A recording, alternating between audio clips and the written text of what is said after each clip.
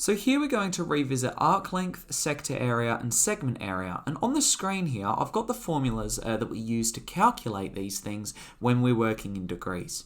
Okay, now if these don't look familiar to you or you don't understand them, then feel free to revisit the video where I do explain them and I go through them. But just a reminder quickly, we see that the arc length we're looking at, so if I look over here, I'm looking at a portion. So this bit's looking at that portion part of my circumference. And here I'm looking at a portion of my area. And here I take the sector area and I subtract the triangular area. Okay, remembering a segment, if I take a circle and I kind of cut something that looks like that, I'm looking for this area in here. I take the full area of the sector and I subtract the area of the triangle. I'm going to get that shaded space. And the formulas for the sector area are written here, the exact same as above. Okay, and the area of the triangle is a half of AB times sine C, where A and B are the same in this case. They're both equal to my radius. So that's the formulas when we're looking in degrees. But what we're going to find is when we look in radians, these formulas are actually going to condense down quite nicely. So I'm going to use a blue pen to see how we can change these to radians. Now, when we are in radians, instead of 360 degrees, we're now looking at 2 pi radians. Okay, remember 360 degrees and 2 pi are the same. We can get 360 degrees into a circle, or we can get 2 pi radians into a circle. So how is that going to change what my formula looks like? Well, now I've still got my 2 pi r. That's still the formula for the circumference of a circle. That never changes. However, the portion I now look at is some angle divided by, I'm now looking at 2 pi. And what we're going to see is we're going to see that this condenses down quite nicely. This 2 pi and this 2 pi cancel out. And we're just left with the fact that the arc length is equal to r times theta. So we've just got to multiply 2 numbers together, which is quite nice. It's a lot easier than fiddling around with all of this in the calculator. Likewise, we'll see with this equation for the sector area, I've still got my area of an entire circle. That doesn't change, that's pi r squared. But when I look at the portion that I'm taking some angle now out of 2 pi radians.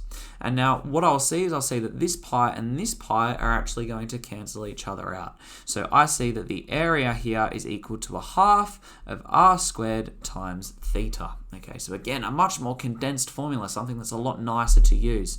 Okay, but again, our theta would have to change now into radians. If we had theta in degrees, we would need to use the degrees formula or convert it into radians. We can't go putting degrees into this formula. That would be a no-go, okay, because that's a radians formula. Now, this is where it gets kind of cool as well. Let's have a look at my sector area. So this component here, well, I just worked that out. I just did that bit. So that's going to be a half of r squared times theta. Subtract, now the triangle area, I'm going to have my half of r squared times the sine of theta. Now, is there a way that I can kind of condense this down a bit? And there is. Well, I see that I've got a half of r squared in both sides here, so I can actually factorize that out. So I get a half of r squared, and I'll bring that out the front, and I'm left with theta minus the sine of theta, okay? And this would be now the new formula for the segment area, which I think is a little bit nicer than dealing with all of that. In fact, these ones over here definitely tidy up a lot cleaner than what we've got in these ones over this side. So I'm going to come down here now and I'm going to write those formulas at the top of the screen, and we're going to have a crack at a couple of questions. So here I've got those 3 formulas which we just derived, okay, and remember this is us working in radians. And again, we would argue that these, all 3 of them are a lot nicer than the degrees formulas. So let's have a go at a couple of questions. So I've got a circle here, okay, and we'll do one for each one, okay. So we'll start off with the arc length. Now let's say that I've got a circle and I chop out some sort of sector that looks like this, and this might be 4 centimeters, which means this one's also 4 centimeters, and my angle might be 5 pi on 6, and I need to try and find the arc length which travels around from A to B. So I'm looking for this distance around from A to B. So I just use my formula. So I see that the arc length is equal to r times theta.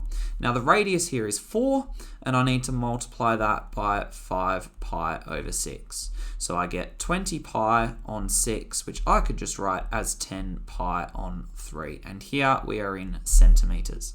So a quick and easy formula to calculate the arc length because we're working in radians. So that's the benefit, again, of those radians. Here we might have one that maybe looks something like this, and we've got 6 meters here, and maybe we've got 6 meters here as well, and we're told that this angle in here is 2 pi on 3. Now, I just use my formula to calculate the area of this sector. So when I'm looking for the area of the sector, it's this space in here. It's that piece of that pi. So how do I calculate that? Well, I use my formula and I go, well, the area is equal to 1/2 of r squared. So that's going to be my 6 squared times my angle, which is just my 2 pi over 3. Now this can cancel down quite nicely, and I'll use a red pen to show it, that this 2 and this 2 are going to kick each other out. So I'm just left with 36 pi over 3, which is just equal to 12 pi. And I'm in square meters here, okay, because we're dealing with an area. Finally, we'll take a look at a segment question. Maybe I've got this one up here where we're looking something like this, and we'll say that this angle is actually pi on 2, so it's actually a right angle there. Okay, and we've got maybe 8 millimeters as our radius, so we can pop both of those in, and I've got this chord which kind of runs along here from maybe point A to point B, and I need to find the area of the segment. So the segment would be this little guy in here like this. So how do I do that? Well, I do my full sector minus the area of the triangle. However, this formula is given to us quite nicely here, so I've just got to substitute those values in.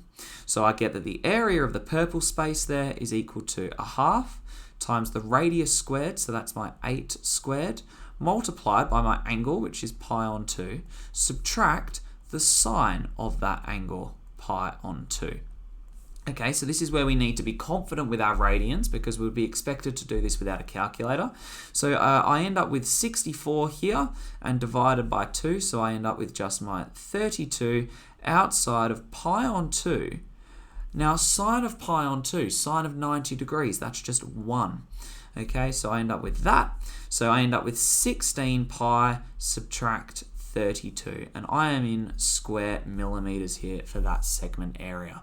So hopefully that makes some sense about how the radians can help condense our formulas down quite nicely, and we can we more easily, I suppose, leave our answers in perhaps an exact form.